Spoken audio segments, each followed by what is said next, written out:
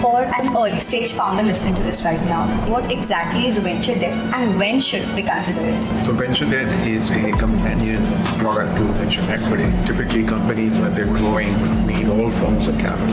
Trifecta has backed over 30 unicorns, from Meesho to Zepto. This man has quietly shaped Indian startup ecosystem through capital most founders barely understand, venture debt. Today we have Mr. Rahul Khanna on the show, who's the co-founder and managing partner of India's one of the leading venture debt firms, Trifecta Capital.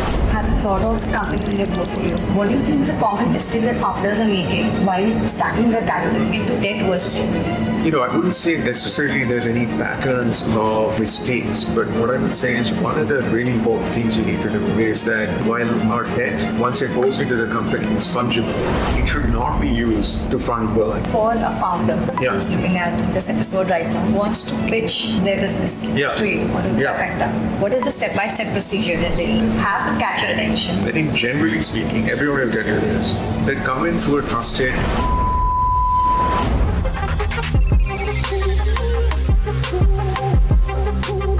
Trifecta has backed over 30 unicorns, from Meesho to Zepto. This man has quietly shaped Indian startup ecosystem through capital most founders barely understand, venture debt.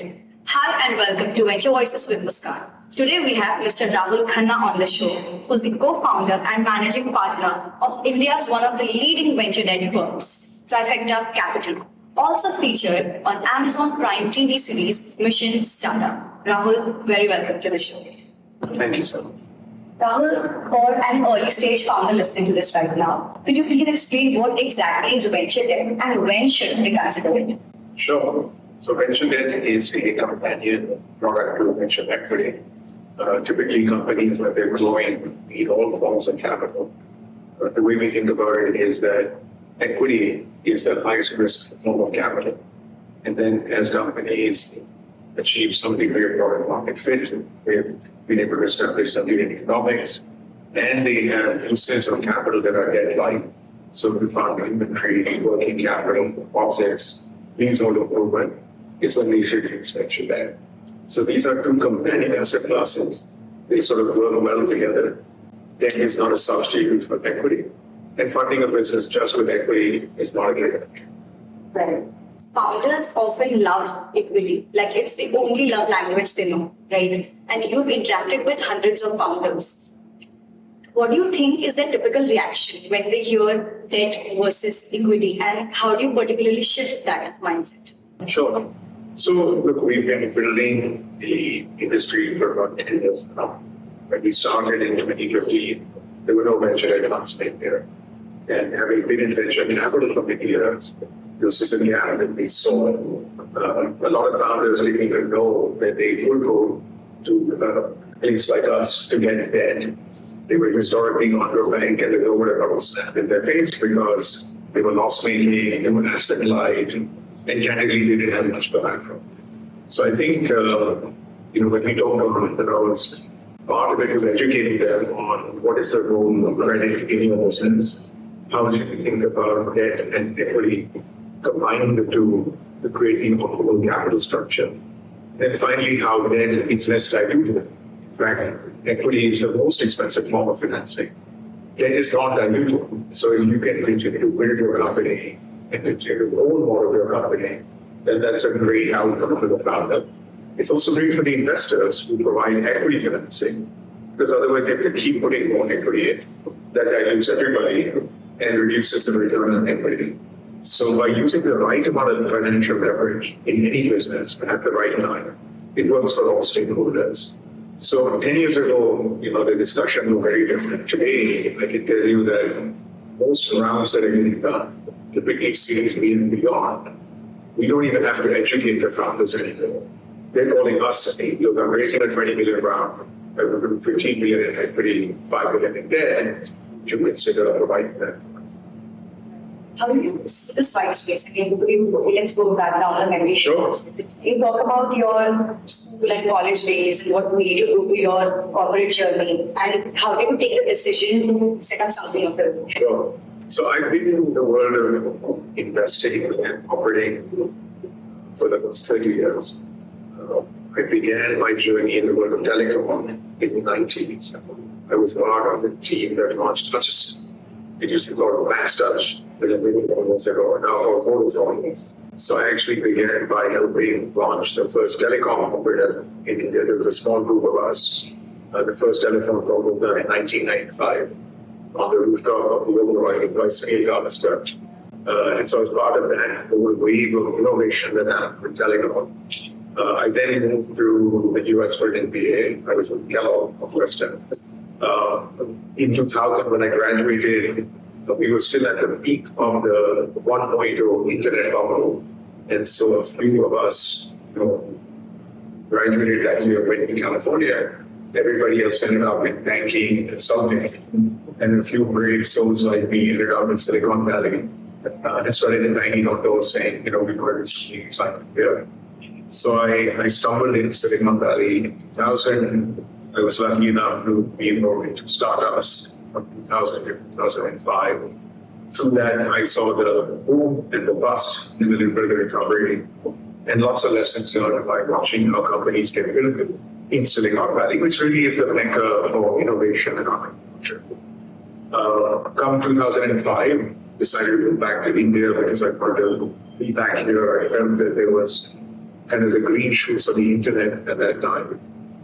Came back to India, wanted to do something entrepreneurial, but very quickly realized that the challenge was gone, the opportunity. There was just no venture capital. So something that one took for granted in Silicon Valley didn't exist in India. This is pre any of the big names today that operate, whether it is a Sequoia, Excel, Peak, or Lightspeed. None of those firms were in India in 2005. So I was lucky enough to set up one of the first venture capital funds. This was a satellite office of the US-based VC called Clearstone. And so we started by identifying early stage companies in 2006. And our first investor was a company called BigBasket, which is now valued at several $billion. So I spent 10 years in two different VC funds, Clearstone and Canaan Partners. Through that 10-year journey, in a way, helped create the venture capital ecosystem. There was maybe a dozen of us running around trying to educate founders on venture capital. And then having done that for 10 years, decided that it was time to go build an independent firm. Having seen venture evolve to a point where there was enough early stage equity financing, the gap that we saw was in providing debt. So, for the product market fit. I think there are two sides to our business. There is the providers of capital and the ones that take up capital. The providers of capital happen to be institutional investors, family offices, investors who give us their money to manage. Those investors were looking at ventures and asset loans and were seeing all the excitement, but they didn't like the binary nature of it, the 0-1 type of risk profile. Was not attractive to banks or insurance companies or families in India. They also didn't like the duration because many of them said, look, by the time I get my money back from a venture capital fund, it could be 10, 12 years. I don't like the duration. And of course, it would be great if there was a product that was maybe an opportunity to understand the venture capital ecosystem without necessarily having the risks of losing a lot. So venture debt became a perfect sort of fit for an LP, a limited partner that was looking at moderate risk and the best rate of return. Equally, founders, who I had dealt with in my venture days as an early stage investor, were coming to me and saying, hey, thanks for the equity, but now my business has matured. I need some debt or scale. Banks don't give it to me, why can't you give it to us? And the answer is equity was we're not there to provide us. So I think there was clearly a signal from the market. And then of course there was the supply of capital. I've always maintained that in India, it's not demand constrained. There's enough demand, the challenge is organizing supply. Most businesses in India, if you can create supply, demand is infinite, right? So if you take an example of urban company, which was called Urban Lab, that we initially invested in it. There's no shortage of demand for plumbers, carpenters, drivers, maids. There's lots of demand, right? organizing that supply at scale, at quality, is a really hard problem. So I think organizing the supply of capital took a lot of effort. And of course, we had to educate investors and founders. But, 10 years later, we've invested, almost $1 billion by way of venture debt in India. So, a lot of ground has been covered since then. Is there any startup that you've saved from diluting equity and they provided? I mean, look, all the 200 companies we work with, each of those companies have ended up diluting less by between 1% and 5%, from a founder ownership perspective, right? So I think many founders are very grateful for the extra ownership they have, particularly as some of these companies go public. That's a lot of extra change in their pocket. Okay. What happened in 2008? What were you all up to? I think so. 2008, obviously the global financial crisis didn't impact India as much.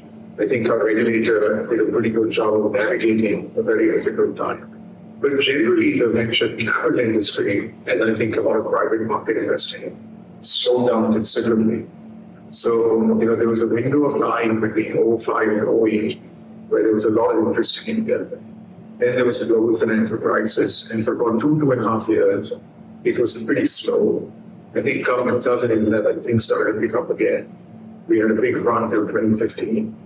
Then Tiger Global decided to leave India at that time. So 2016, the venture capital market slowed down again. I think things started to pick up around 2017, and then we had a great run until COVID. And then the world stopped, for about a year. And then, of course, there was a rebound after COVID. And then very quickly, the tech market in the US corrected in 22. And that's when things really slowed down to venture capital and private equity. And now we've seen over the last 2 years a little bit of a recovery back, because at the peak of the market, almost $30 billion got invested in India. And then it fell down to about $10 billion. It's back up to about $13 billion by way of venture capital deployed last year. So there's a little bit of a recovery. But candidly, I feel like that $30 billion number was not necessarily healthy. We ended up creating, in a way, a bubble effect, so to speak, where valuations were not reasonable, where companies were not losing money particularly well. The people who benefited the most of all of that were Google and Facebook, because half that money went into buying customers on those platforms, right? So I would say I'm actually a big fan of venture being a much more measured style of investing. Businesses should grow with product market fit. Businesses should grow with operating leverage. Businesses should grow with some degree of discipline, such that capital is not a weapon, right? Capital is a tool. The minute you weaponize it, the way SoftBank did, or the way some of these other guys did, it became, in a way, a race to the bottom, because that money was just getting thrown away. And since 2022 to date, this kind of funding window, have you all paused or doubled down on investments? Yeah. So look, relative to 2020, of course, things are slow. But candidly, I think there are still lots of great businesses getting built. We continue to invest very actively from our venture debt fund. Last quarter, we invested about 500 crores. So, if you sort of run rate that would be 2,000 crores in new investments this year. I think growth equity has been slow. But what's remarkable about India compared to the US is that over the last 3 years, we've had dozens of IPOs of tech companies. The US has had none.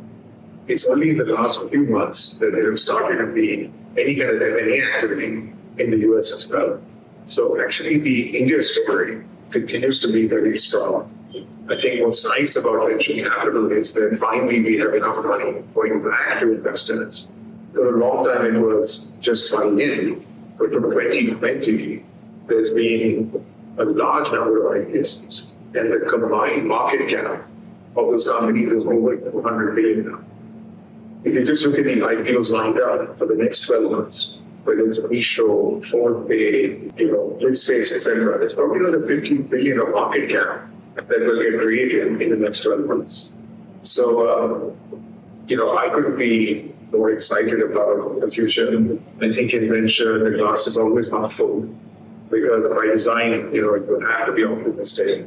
There are so many unknowns in building a business that as long as you find a great founder to work with and they're going to solve a large problem, everything else will change, right? But the founder will not change. And so I think in a lot of ways, even what we do is less about money and more about money.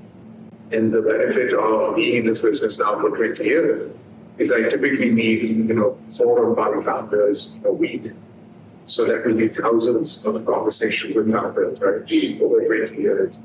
And that helps you sharpen sort of your perspective on the kind of founder that you like to work with, the kind that probably is not a good fit. What are the early traits those founders that makes that? Yeah. Look, I think founders need to be pretty special. And I think what we've done is we've sort of romanticized the idea of being an entrepreneur. It's the hardest job you can take, right? And so one, I think you need tremendous amount of resilience because you will have many more no's than yeses. So the one defining trait I look for is just resilience. Does this founder have incredible grit? Can he or she, be knocked out and get up again? So that's one important dimension. Second important dimension is can they inspire? These people are selling the dream, right? And they have to inspire people to work for them. They have to inspire customers to buy from them. They have to inspire people to work for them, right? So the second leg is inspiration, right? And the third is execution, right? Can they get things done? I have business plans every day, that I think about. But at the end of it, getting things done in India is 99% of the challenge, right? So, is there resilience? Is there the ability to inspire? And there is strong execution capabilities. And if you find that, that's a trifecta. Oh, yeah. That's very cool. But for selling a dream, they need to have an idea and that needs to be executed. But a lot of times, those founders have that grit, but they pivot at times. Yeah. Those companies pivoting. Yeah. I think pivoting is very natural because, you may have an idea, but finally the customer tells you whether that idea is right or wrong, right? So it's very normal for companies to start by saying, look, I think I'm generally going in this direction. But very often you realize that actually the thesis may not have been driving, right? And customers are actually taking you a different direction. So I think pivots are very natural. They're part of a startup's journey. Most often the business plan that we're invested in is not the business that got winning, right? And so that we don't see as a challenge. I think as long as companies are responding quickly to the signs they're seeing, we're okay with it, right? I think, of course, as companies mature, those pivots can't happen as frequently. But take the example of a company that's now public. Even after they went public, they were still a delivery company. A year into it, they decided to really focus on big commerce and double down on that business model. That's a massive pivot, right, in a way. So I think the best companies will continue to evolve. There is no permanent advantage. There's no standing still. And the tragedy is that if you get that big, if you can't pivot, then you're dead. I mean, look at the world right now, right? Microsoft is having to pivot. Google is having to pivot. Google's biggest threat is ChatGPT, right? And so if they don't pivot, maybe in the next 3 years, their position will deteriorate significantly. So pivots are happening all the time. What is the take on the founder market fit here? Yeah. Look, I think 20 years ago, if you were not born in a business family, you couldn't dream of being a founder. Yeah, because there was no capital, right? So I think what's changed a lot is that today you find a lot of people, being brave enough to say, look, I'm going to set out on a journey to quiz. That said, I do feel like people need to understand themselves. They need to understand their risk appetite. They need to understand their ability to take the pain. And therefore, I would say that while there is now an increasing set of people that have access to capital, I do feel that we still require people to be very clear about their journey, their risk appetite, their comfort with uncertainty, and their ability to really think about building a venture-backed business. Look, we are called a nation of shopkeepers, right? Because entrepreneurship, in a way, is a trade, right? And a lot of people run businesses. They don't necessarily raise venture capital. So actually, it's great to be an entrepreneur. You control your destiny, you build your own business, it pays well. It doesn't mean it's a venture-backed business, right? So I think people also need to appreciate that not all businesses should take venture capital, because the venture capital business model requires a certain rate of business building and a certain scale of outcome that most companies will never get to. Because really venture investors, when they look at an opportunity, particularly early stage, they're looking at 10x plus type of returns. And they're looking at that in a 10-year period. Now, very few companies get to 10x in 10 years. So what I've always told people is that, look, be careful about whether you really want to go down the path of building a venture-backed business, because it puts you on a particular growth trajectory that may or may not be ideal for you. But that's the nature of our business, that we have to deploy, we have to grow, and then we have to exit. And that, sometimes works for the founder and sometimes it doesn't, right? Because founders may take a 20-year view of building a business. Investors may not have that luxury of a 20-year. So I think the founder supply has grown dramatically. I think the thing that I'm excited about is we now have second and third time founders. And when we started in 2005, 2006, most of the founders were first-time founders. So whatever mistakes they had to make, they made on my books, right? Today, when I'm backing a second or third-time founder, he's made or she's made her mistakes on somebody else's books, right? So they don't have to repeat those same mistakes again. Plus, there's a little bit more of a playbook that they now have. Okay, here's what I should prioritize. Here's what's not important. Here's how I get my first customer. So it actually bodes really well for the ecosystem that we now have repeat founders in the machine. So you spoke about the playbooks. Sure. And so even if they are not VC backed and there are no mentors to guide them about their businesses ahead, can bootstrap startups also get equal love from venture-led firms? It's a little bit more challenging for us to invest in a company that does not have a institutional equity provider. The reason is that we are not a domain expert. We are not a sector-focused fund. Our job is to provide innovative growth financing. The reason we need an institutional equity investment is oftentimes they have diligence the company to be able to be in a form that we like. So they have spent a lot of time thinking about the risks. They have many such companies, and then they've identified one or two very and then we work very closely with them to support their whole journey. It's not to say that at scale that we would not support bootstrap companies. Our challenge is that we are a debt provider. And if these companies are loss-making, then the equity investors actually, in a way, provide a lot of the support in our investment case. If the company is bootstrap and or losing money and has no investors, then it becomes very hard for us to feel that we will be able to recover our capital. So our risk profile doesn't allow us to go into businesses that don't have a meaningful amount of equity in reserve.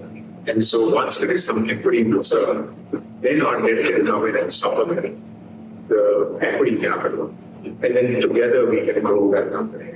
So we typically work with the top 10, 15 early stage venture capital firms. We would have done dozens of deals with 850 Elevation, Lightspeed, Accel.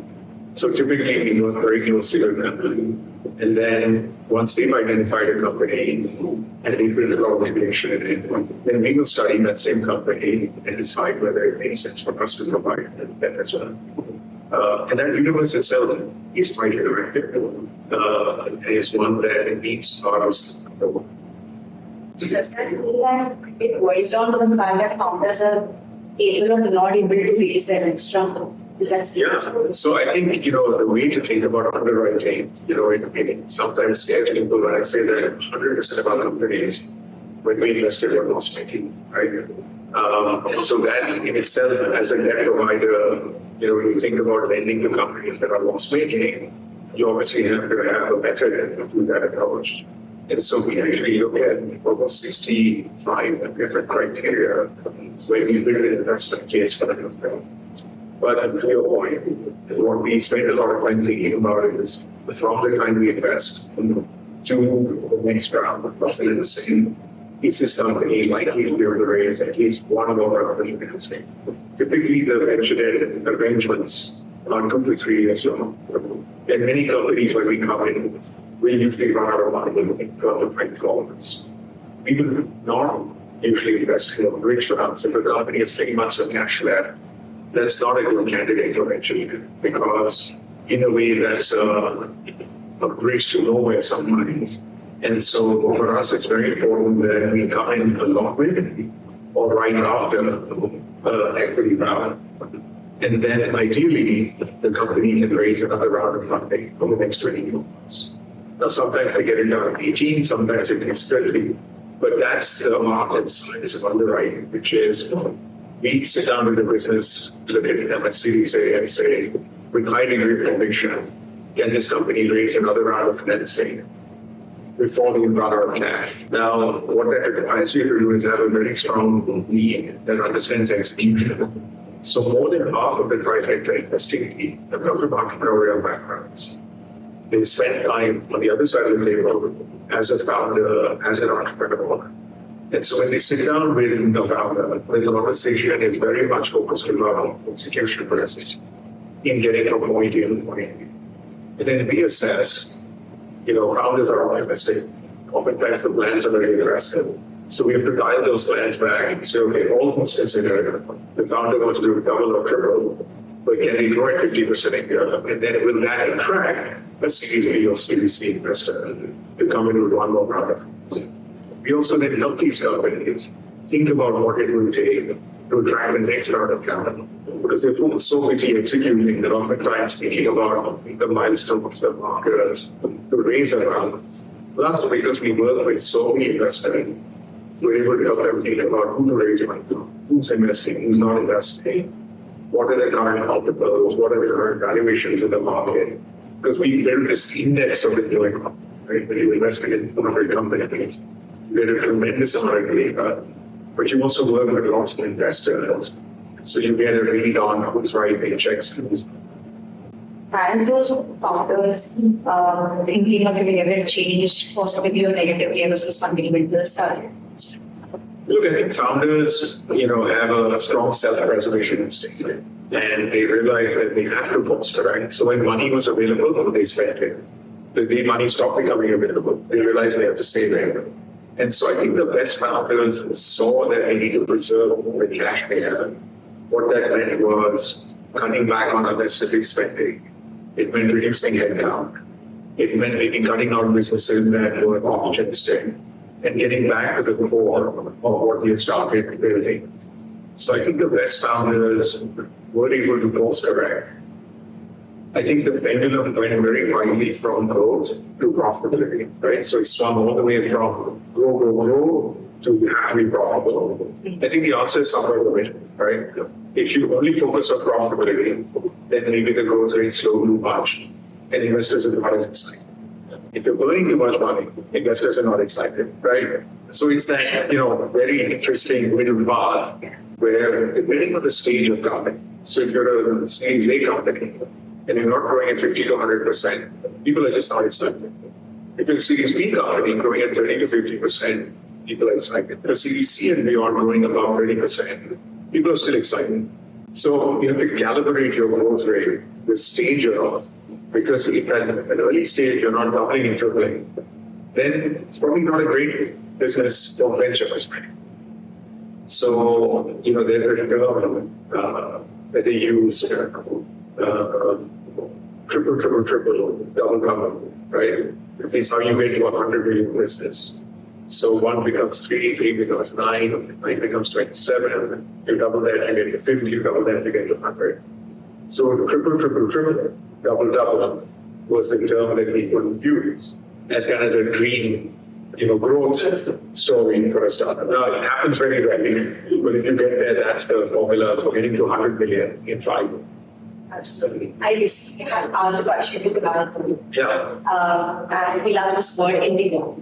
yeah, And he kind of does not agree with the term unicorn. Yeah. It means that founders are chasing valuations, but they're not profitable. So once you're profitable at a certain stage, Yeah. then come and stock. What is your view here? Look, I think it's different process for different concepts. I do think, though, that, India is a rupee. We're not a corporate company. There'll be very few decacorns, very few, right? 10 billion above.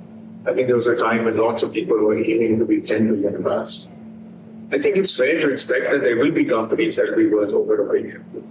But that necessarily is not this, kind of the only goal. Right? The goal is to build a high-quality, sustainable business that creates value for all shareholders. Now, depending on how much capital you raise, the bar gets higher and higher. So if you raised 100 million in equity, then you have to deliver an outcome that's 500 million and above. But if you raise 20 million in equity and you get sold for 100 million, everybody's happy. Right? So I don't think there's a standard, archetype for what is a successful business. I think a lot depends on the size of the opportunity. It depends on your business model. It depends on how much capital you raise, how much you value. And so, of course, we would like companies to grow and prosper, but there is no one size fits all. A $100 million outcome could be a very good outcome, depending on how much you value. There's a recent noise in the market Yeah. about Raj, Yeah. the founder of Credit. He's making around 4,300 crores per year, but burning or losses around 5,500 crores. So what is your take Yeah. on this? Look, I think it's very important to understand why these companies burn money, right? Fundamentally, what you see in a lot of venture-backed businesses is you're trying to create a change in behavior. And oftentimes, changing behavior is expensive. So if credit is trying to get you to pay your bills using their card or their account from whatever else you used to do in the past, that's a behavior change. Now that behavior change has to be underwritten by somebody. Go back to the early days of e-commerce, right? All of the money that Tiger Global invested in India actually went towards creating a behavior change that was in favor of e-commerce. So actually I'm very grateful for Tiger because they, in fact, helped change the behavior around you. People were skeptical, they were worried, will the stuff get delivered, will it be of quality? So that behavior change, which was discounting, promotions, was funded by Tiger Global and software, right? So in a way, they did us a great favor because they encourage a change of behavior. Now, the other thing you want to see in a business is network effects. So you invest a lot in these because by virtue of getting some scale, you create some network effects, which hopefully give you some unfair effect. So I think you have to look into the mind of Kunal. You have to ask, what behavior is he trying to change? What network effects is he trying to create? And through that, what sticky, virtuous flywheel is he hoping to get? And that only he can answer. But clearly, investors have supported that business. They seem to have built a business model today around credit, which is one of the ways to make money in India. In fact, it's probably the only way to make money in India, given how much we discount product. So I would sort of not necessarily discount that you have to invest. And oftentimes that investment comes before profits. But you have to be clear that am I creating a flywheel that's a virtuous flywheel? Am I creating network effects? Am I creating operating leverage? Am I creating long-term stickiness? If you're doing that, then you should definitely invest. So losses and burning money is not a red flag. It's not a bad thing because, fundamentally that's the nature of growth at a pace. Because many of our companies, if they slow down their growth, they could be profitable. But because they want to continue to grow, either they want to take a disproportionate market share or they're building their brand. Look, India, we all know, is a trust deficit economy. We grow up, as one country, but oftentimes we usually know our community better than anybody else. We're happy to trade within our community. It's only in the last 20 years, that people have seen real growth. People are moving around the country, they're working in different parts of the country, they're comfortable with other languages. But for the longest time, there was no trust. And so what happened was every transaction was negotiated aggressively because we felt that I have to get the best deal in this transaction. Because who knows whether I'm going to see this person again, right? So we've had this mindset where inherently trust was not easily built. But when you think about the brands that have built trust, Tata, Godrej, Aisha, these are brands that have built trust. And today that trust gives them a huge premium. Asian Paints, Hamilton's, these are all brands that you trust, right, intuitively. So I think some of that money that these companies have spent has gone towards building trust. Some of it has gone towards change in behavior. And hopefully some of it has gone towards delivering an offering that is highly differentiated, right? So if I ask you, can you name a competitive trend? You might struggle to think about a direct competitive trend.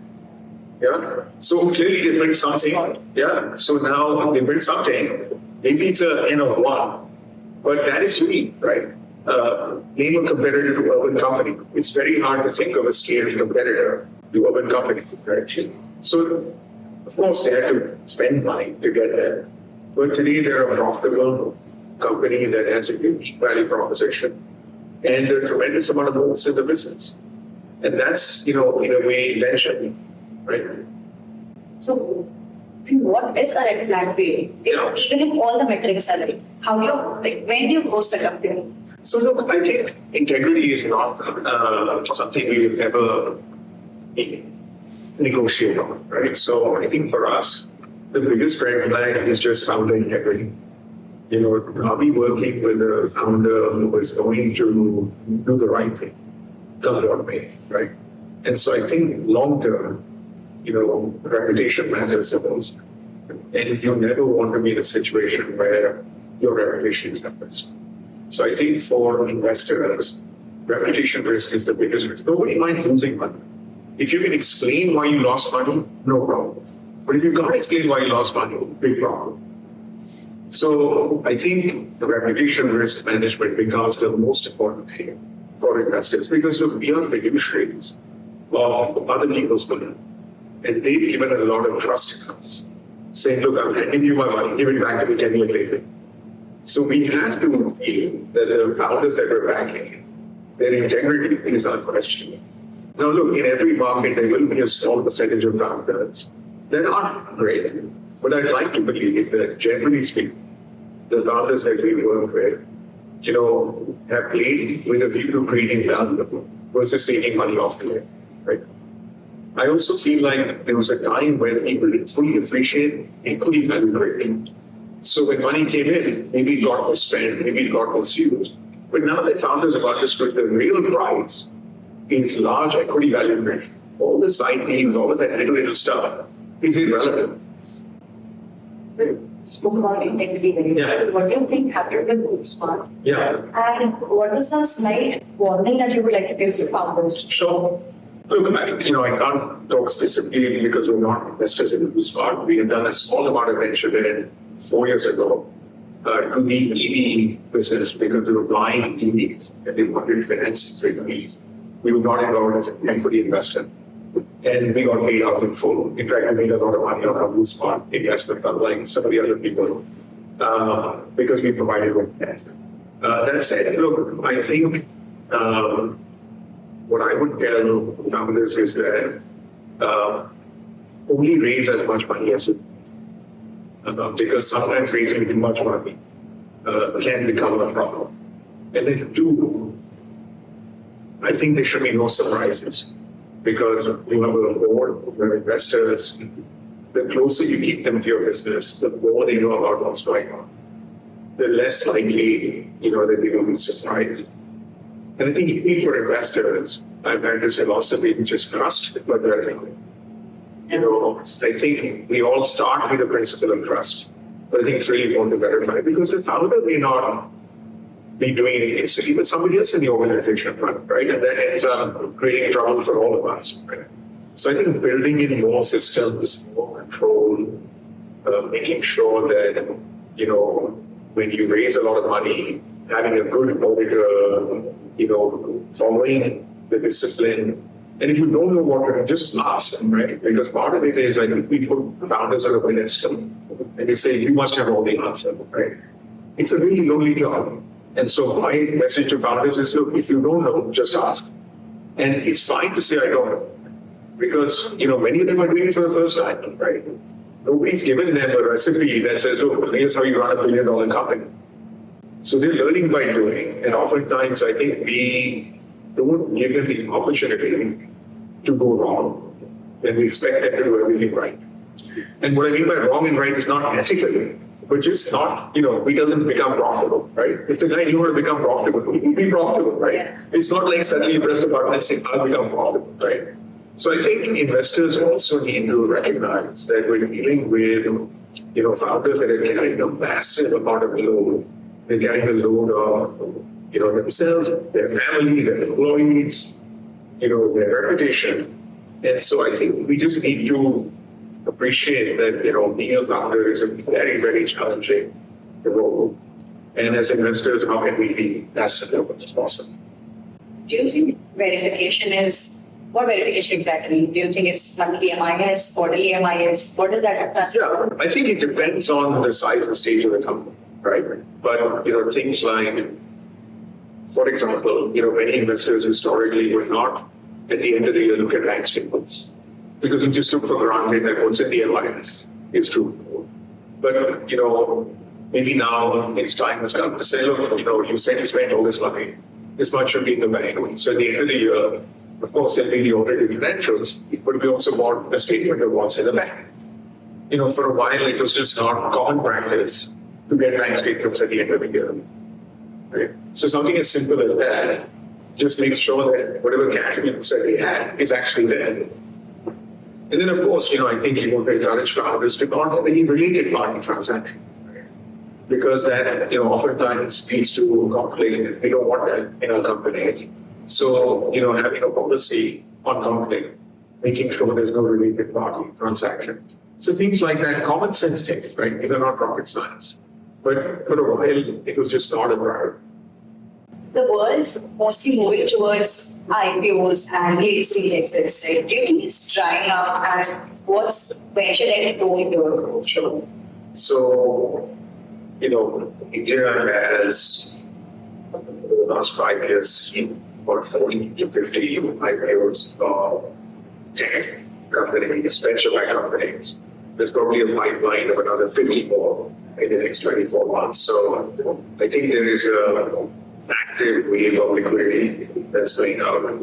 Of course, what's missing in India is actually a large M&A market. Historically, in venture capital, if you look at the US, a large portion of returns come from M&A. You build a company, one of the big tech companies buys it, you get a nice exit, everybody's happy. India doesn't have a lot of M&A, but I'm hoping that now some of these companies go public, they get large, they start to see opportunities that they would like to quickly capitalize on. And we start to see a rise of a little bit more domestic M&A. Because historically, that's been a big part of venture capital plans. And the tech majors have been the ones buying them. I can't name too many companies like Google, Facebook have bought in India, but maybe the Zomatos and the Nikas of the world will end up buying companies that they would like to build. I think venture debt has an important role to play because, as companies grow, they continue to need growth capital. And I think as companies get closer to profitability, what was otherwise funded with equity can be funded with debt. So if I go back to 2015, we were typically investing 5 to 20 crores. But today we regularly make an instance of 100 crores plus 5-year venture debt to growth stage companies. And many of these companies continue to look at us for different use cases. So, venture debt is sort of an umbrella term for many use cases. A use case could be an acquisition. A use case could be inventory. A use case could be growth finance. Okay. So I think what's happened over the last 10 years is that the use cases for debt have expanded. And with that, our ability to continue to be relevant, even at scale, has gone up significantly. We recently funded a share buyback because the company was profitable. They wanted to consolidate their capital. And they decided that rather than, raising equity to do that, they raised debt to do that. So the use cases are moving. And I think, of course, as we go through a consolidation phase in the market, there'll be a lot more M&A within these companies. And so hopefully we can finance some of those acquisitions for these companies. There are a lot of other venture debt firms as well. Yeah. Strive, Innovate, Sure. Trifecta's things. Sure. Look, I think the good news is if we were the only guy in the business, I'd be really worried. So I think we spawned an industry. So after we started, there's been multiple firms that have started to venture debt. The market's grown significantly. And I think each firm, in a way, has its own personality. I'd like to believe that founders see Trifecta as a long-term value-adding partner. But like many of the other firms, Trifecta actually has a couple of legs in the stool. So we do venture debt, we do growth equity. We also have an advisory business where we manage treasuries for startups. We manage about $500 million of startup treasury money as well. So by design, Trifecta is a life cycle partner. We're not here just to hold your hand for one leg of the journey, but you're hopefully for the entire leg. So I'll give you an example. With Meesho, we came in initially as a venture debt provider. They paid us out. We funded an acquisition for them. It's called IPOs, which is a company they acquired.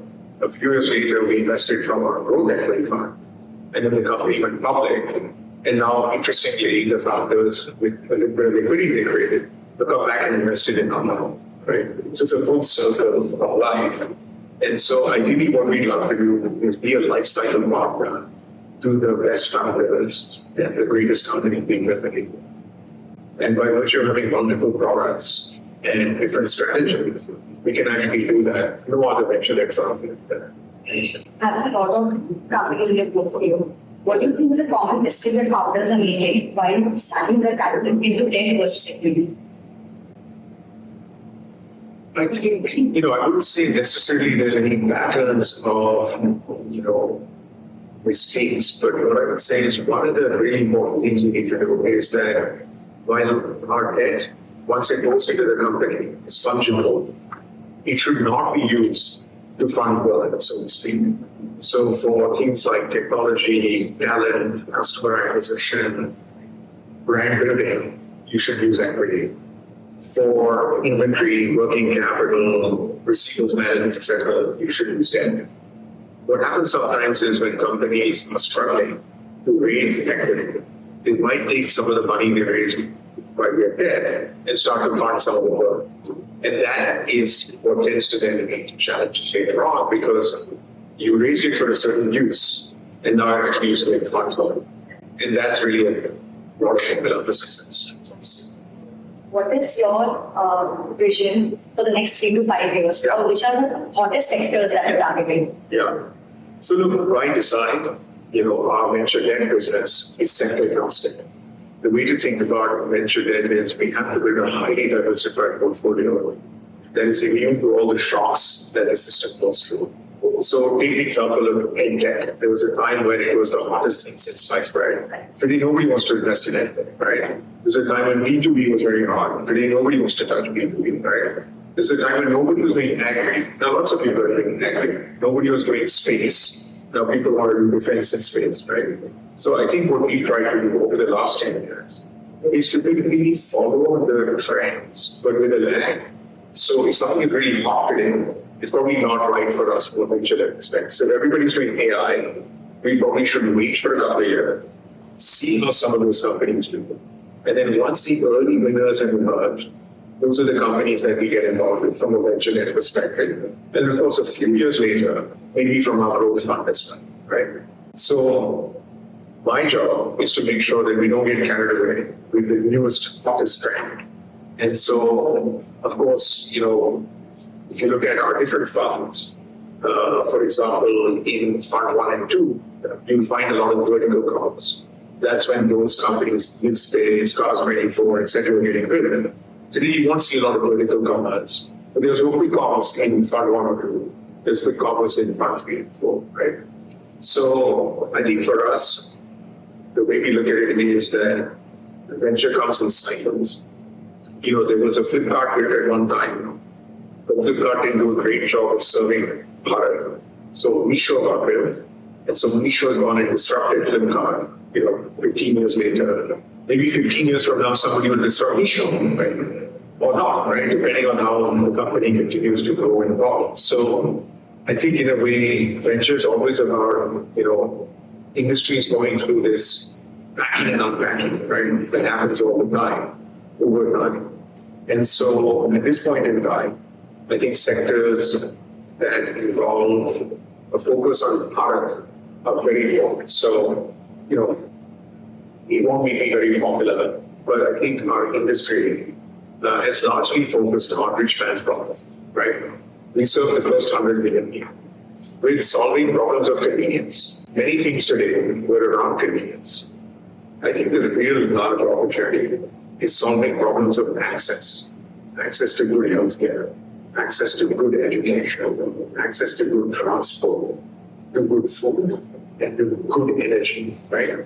So if I think about the public goods of yesterday, when we were growing up, when I was growing up, banking, telecom, media, and insurance were a public good. The government provided it. We had one provider. That was all we were adjust. Fast forward to today, right? I mean, think about it. Kotak and ICICI are 20-year-old institutions, right? 20 years later, banking, telecom, media, and insurance have been completely disrupted by private capital and private enterprise. So if you look at the sectors of today that are public goods, healthcare is a public good, education is a public good, transport is a public good, right? So the big opportunity is in this move from what I call public good to private asset. And so what venture investors and entrepreneurs need to think about is 50% of the Indian share of volume goes into healthcare, transport, energy, food, and education. How do you want that 50% share of volume? Because people always complain about TAM, right? Oh, TAM is not big enough. Maybe we need to be looking at these problems and saying, okay, how do I solve healthcare and scale? So I think that's not an easy problem to solve because it involves everything from primary healthcare to public. But we're just getting involved with a very exciting company called Meesho that's actually started by doing healthcare in Orissa and doing primary healthcare in a digital model where there's a lot of technology involved and yet there is a physical interface, right? So you have to start with the first principles and say, okay, the problem is primary healthcare. How do I reinvent the delivery of primary healthcare? Now, it may not be very exciting from the outside, but solving that problem for 50 or 100 million people creates a very large number. And looking at the product statement more than the TAM. I think what you need to recognize is that the next 300-400 million people have very different needs than the first 100 million. Beyond that, you're dealing with a population that is very big. And maybe it'll take another 10 years to get to serving that segment of the market. But the next 300-400 people fundamentally don't live in the top 10 cities. They live in the next 50. So you have to sort of reimagine the economics of those businesses, the problems that those markets are facing, and build for those companies. In all these sectors, AI is everywhere. It is. How is AI changing your sector? How is it reshaping BDNs? Yeah. So look, I think fundamentally what is our job? Our job is to raise capital. Our job is to invest capital, right? Raising capital means we have to identify sources of capital that are willing to make a bet on us. So even as we think about profiling investors, think about reporting to our investors, think about providing quarterly statements to our investors, how can we use intelligence to improve the quality of the relationships we have with our investors and the quality of reporting we can provide, right? Hopefully, as they get more visibility, they see interesting data, they will have greater confidence in the work that we do. So that's one side of our business. The other side is how can we use AI to make better investment decisions, right? Now, for a lot of VCs, the challenge is I have to see 1,000 companies to pick 10. But what are you doing with that data that you're talking about 1,000 companies? Are you organizing it in any manner? Are you then applying some intelligence, right? So that you don't have to look for another 1,000 companies the next time, right? That you can already pre-screen. And so I know a lot of funds are starting to do this, where when they get their initial, somebody sends them a pitch, they're starting to get some amount of intelligence to screen. So they will throw it into a screener, and the screener will help identify some of the things that they're looking for. If it meets some criteria, then it sort of goes to human first. So that's already happened. Like when we write an investment committee memo, right? That takes a lot of work, it takes a lot of time. How can we use AI to write a better memo? How can we go out and identify patterns of the 200 IC memos we wrote for our 201st IC? Right? I think I would say that it's a journey. There's no, because like you said, AI is everywhere, but it's also evolving so quickly, right? So what you could imagine doing 6 months ago feels very normal, right? But I think the trick is to just embrace it, dive in, and we're actually thinking of creating a dedicated sort of person in our team whose job it is to just stay on top of all the AI tools that are emerging and how can we use them creatively in purposes. We've been taught building pitch decks in our MBA program. What do you think is the greenest flag in those pitch decks, or what is an ideal pitch deck for you? Yeah. So for me, the greenest flag is why you. I think a lot of founders talk a lot about the market, the opportunity, the product. The thing I'm asking for is why are you the right person to build that business? Don't tell me it's a great business. Tell me why you're the right person. So for me, finding that fit between the founder and the business is the most important. And how should pitch deck look for you? 10 8 to 10 slides. I think anything more than that people can go on. I think, of course, there's enough out there on how to write a great pitch. But obviously, I think aspects of the market, aspects of the product, to some extent, today there's a lot more testing that one can do even before one raises a round of funding. Have you built a prototype? Have you built something that you can showcase? There is any customer feedback, right? Look, as an investor in venture, during a post-trading, you'll see 5 opportunities that are completely different, right? And so our job is to do pattern recognition and try and see across these 5 businesses, who has actually found product market fit, who has decent unit economics, who's built their customer funnel, who's able to see lifetime value. And so you start to build, these capabilities, and therefore venture itself is an apprenticeship business. There's no school of venture capital. You learn by doing, and hopefully the longer you do it, the better you get. And therefore, the more people that you have in your team, over time get better and better. And then they can groom the next generation and the next generation. So it truly is an apprenticeship business. It's a craft. Venture capital done right is a craft. It is an art and a science. And so I think people need to appreciate that even venture investing is not for everyone, because people think our jobs are easy. But I can tell you that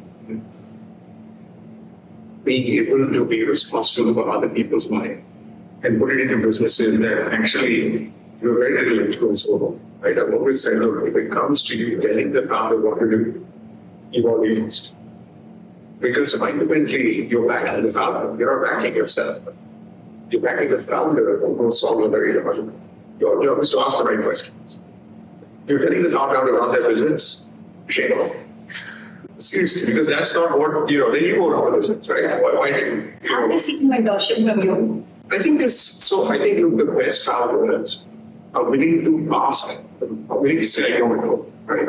And it's our job to say, okay, let's help you figure it out. So if you're struggling with, a market entry strategy, let's go find the right person to go build that for you, right? If I tell you, look, I have all the answers for market entry, either I'm a genius or I'm not being honest. Now, in my own experience, having worked in telecom, media, I might have an understanding broadly of those two things. But if you go, look, I'm running a health tech company and I want to go, penetrate the hospital network, I don't think I have the answer. But I will say, look, I worked with 10 other founders, including, I had the privilege of backing the founder of MediAssist. He started the company, and we grew that business for 10 years, and then went public. It's now worth $500 million. So I said, look, let me call Dr. Vikram Chakwan. And we did that. There was a situation in a company where they were looking to understand the dynamics of insurers, hospitals, that dynamic. many systems the country's largest TPA. So I said, look, I don't have the answer. Why don't I set up a meeting, go meet Vikram, get a 1-hour masterclass on understanding how to manage insurer-peer relationships. So the trick in India, I always say, is what you know. Actually, I have not said this. We had a professor, Rahul Khanna, who used to say, it's what you know relates to who you know. My addition to that is you know who to call. Because fundamentally, India's about getting things done. And so you have to have a Rolodex that says, okay, in this situation, I need to call that person. And that's the role of a venture investor. Say, listen, I don't have the answer, but I know who to call, and they can help you with the answer. Taking you to the right doors. Absolutely. And that's what we build over time, right? We build these relationship networks, whether they are our investors. There are situations, there's a portfolio company, they wanted to do an acquisition in Australia. One of our LPs is a very large family that has operations in Australia. So I connected the founder through this motor group. They spent half an hour together to help him diligence the acquisition they were going to make. And he was going round and round in circles trying to figure out, like, who do I call in Australia to make this, decision? And we were able to help that out, right? So I think we have ended up building an incredible network, both by way of investors and by way of founders. And so regularly, you ask me, what makes us different from the back. I think what makes us different is that we truly think of this as a relationship business. And therefore, it has to be win-win, right? Our investors need to be getting something out of it. Our founders need to be getting, our network of founders need to get something out of it. And that hopefully represents, our net promoter score as well, right? Whether it's with investors or whether it's with founders. We had a situation 2 weeks ago where a founder had 3 term sheets. And we always are the most expensive. We try. So I said, look, if you don't trust me, if you don't believe me, here's 3 founders, call them. So we called them, and they told them what they want. And we ended up doing that deal. And we were the most expensive provider of capital in that business. So, you have to earn that, right? You can't just demand a premium without earning it. And I think what we've done in the last 10 years is hopefully added some value to the lives of many companies. And in turn, we get some goodwill from it. Knowing your word for whatever word. Yeah, and I think, being honest about that, right? If you overpromise and underdeliver doesn't work. So recognizing that there are things we can do really well and things that we can't, right? We're not sitting on your board as a venture developer.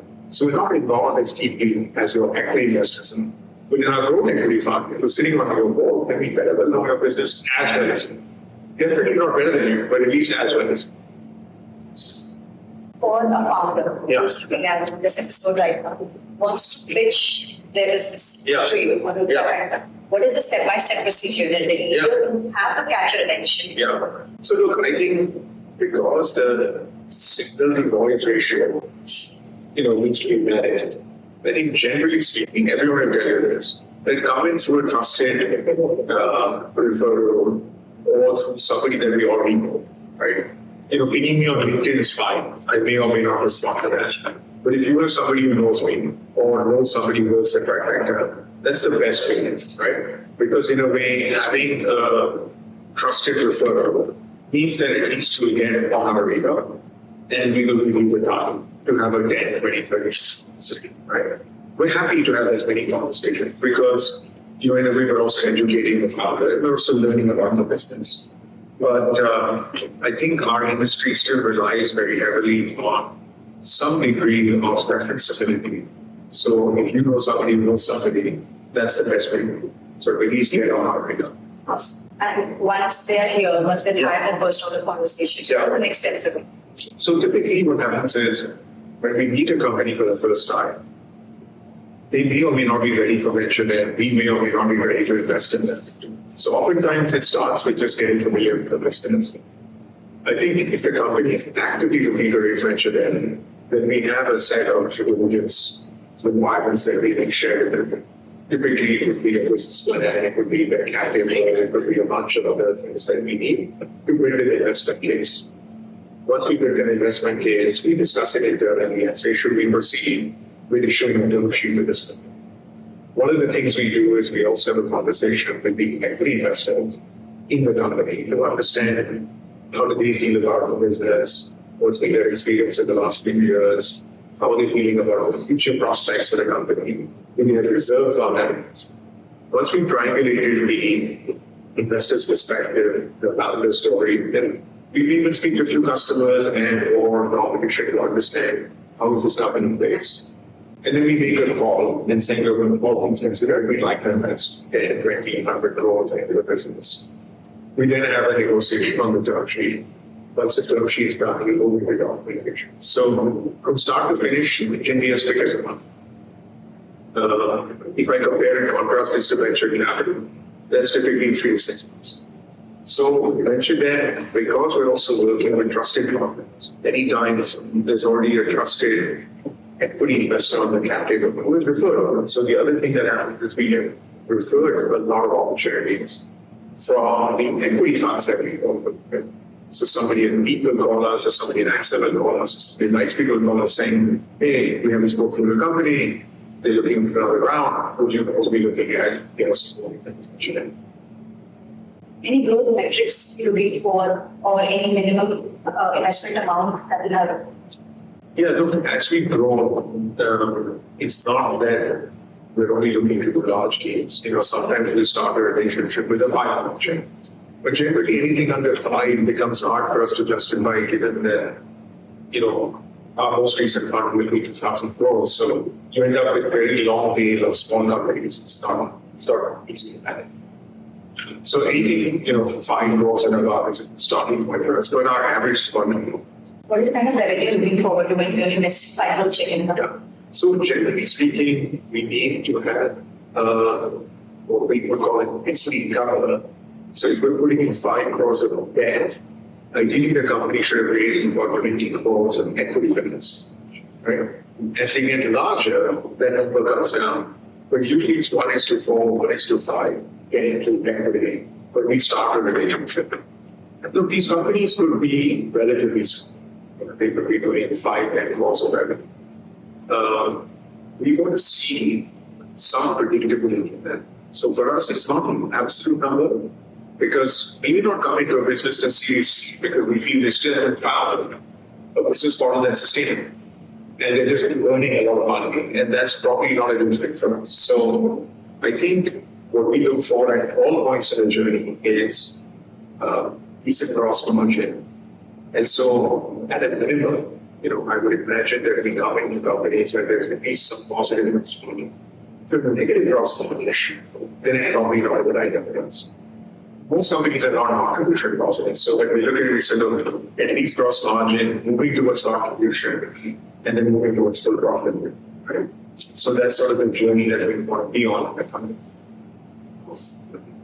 You are founder yourself. Yes. What does success look like to you? What is your definition of success? It's a great question. I think about it all the time. Look, I have the privilege of being an investor, but also one of the 2 founders of Trifecta Capital.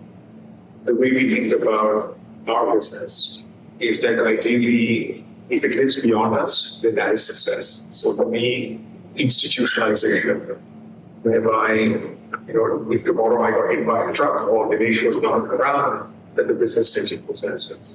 So for us, we feel that, we're now almost 10 years old. It's been an incredible journey. We've been grooming, the next generation of talent. But really, the mark of success would be that if tomorrow Nilesh and I were not here, Trifecta continues to grow and get stronger. From identifying how a startup functions to founder market fit to how the growth journey would look like. I think we've decoded quite a lot, and it was truly a masterclass. And now, honestly, I am stunned by the kind of vision and knowledge you have. And it was amazing having this conversation with you. You're very kind. To all the entrepreneurs out there, build smart, build sharp. Who knows, you might end up getting a check from Trifecta. See you in the next episode of Venture Voices. And all again, thanks a lot for doing this with us. Thanks.